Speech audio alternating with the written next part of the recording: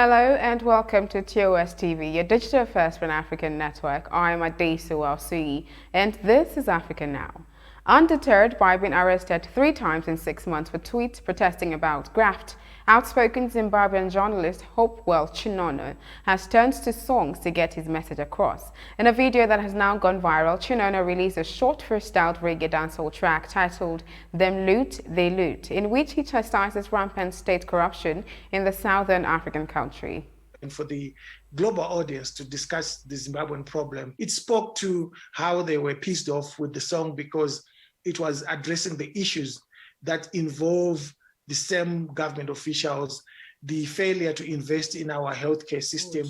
Them loot, them loot, them loot. The song has in fact sparked a hashtag Them Loots challenge on Twitter and prompted versions in other genres including jazz and a cappella. Them loot, Lord have mercy.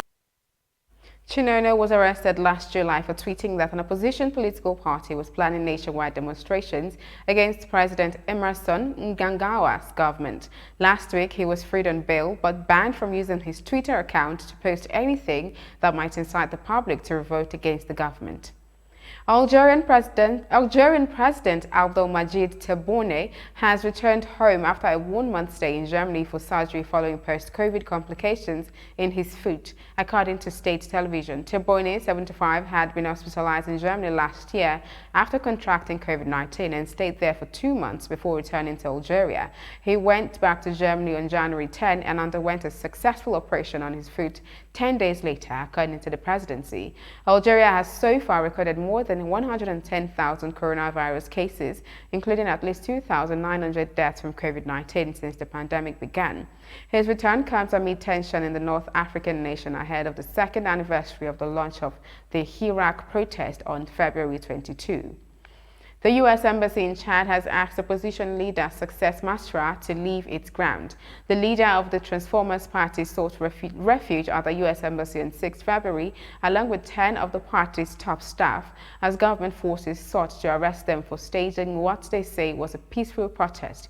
They were protesting against President Idris Deby's attempt at a 6th term in office. The U.S. Embassy now says it has been assured by the Chadian government that Masra won't be arrested if he leaves the embassy premises. Uganda's President Yoweri Museveni has ordered the suspension of a multi-million-dollar European Union fund operating in the country that supported local democracy and governance group. It follows the European BIOC's decision to recommend sanction against Uganda in light of arrest and a crackdown on political opponents since President Museveni's contested re-election in January.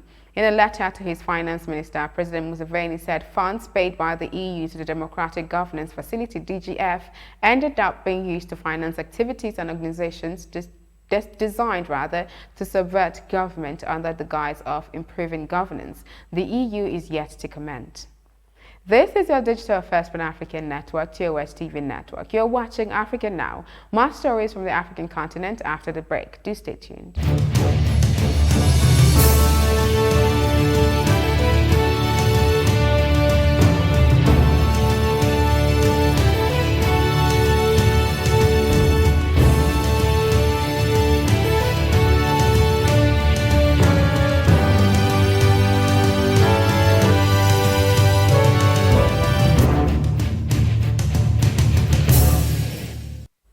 Thanks for staying tuned. According to the United Nations High Commissioner for Refugees, about 1,400,000 people have found refuge in the East African nation Uganda. It is in the West Nile region where most of the refugees live that all is not rosy at the camps.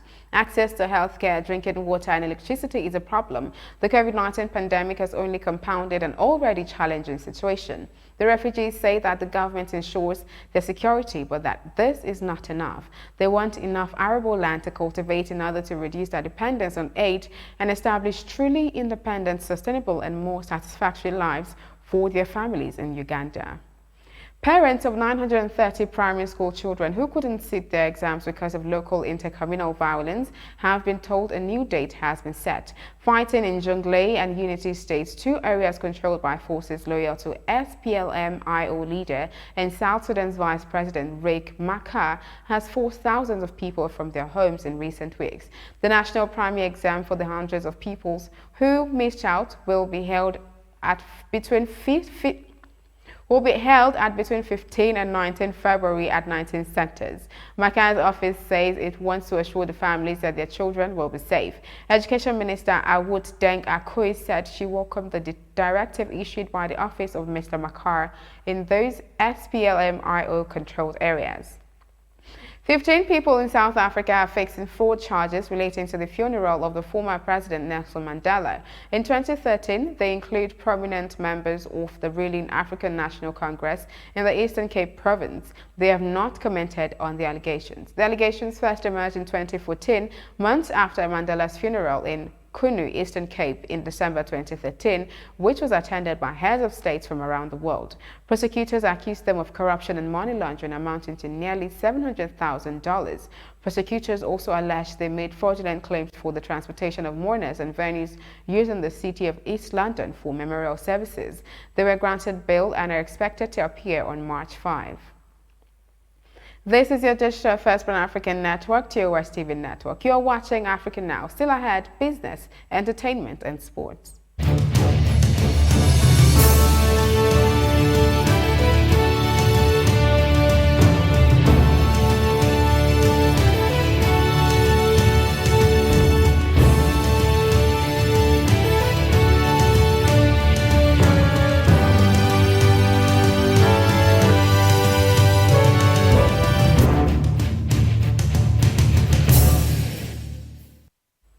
Welcome back. In business, Jack Dorsey, the co-founder of social media platform Twitter, has announced he and US rapper turned businessman Jay-Z are investing a chunk of their own money into Bitcoin development in Africa and India.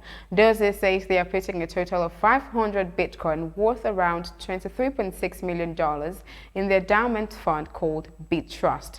According to news site Quartz, Nigeria is second only to the US when it comes to the amount of Bitcoin traded over the past 5 years.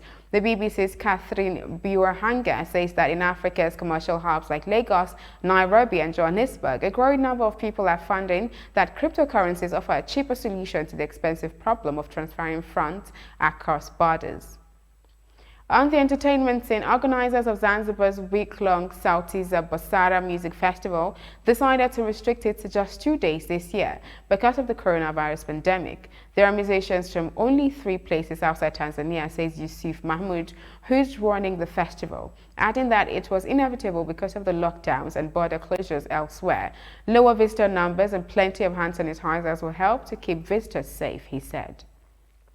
And in sports, CAL's Belkhazad FC from Algeria arrived at Democratic Republic of Congo ahead of Saturday's CAF Championship League group stage match against TP Manzebe. Manzebe's website says Belouizdad, I beg your pardon, coach Frank Dumas has traveled with a depleted squad. The website cited the absent players as Salimi, Tapti, Draoul, Belahol and Bouslo. The 4 players are injured. The absence of the regular players present the coach with a selection headache. The former Monaco player has traveled with 21 players, including the up-and-coming ones drawn from the reverse side. And that is Africa Now on your digital First Pan-African News Network, TOS TV. For more updates, visit www.tostvnetwork.com. Do also follow and like TOS TV Network on Facebook, Twitter, and Instagram. And remember to subscribe on YouTube. Do stay with us and enjoy more programs on TOS TV Network. I'm Adesu LC. Bye for now.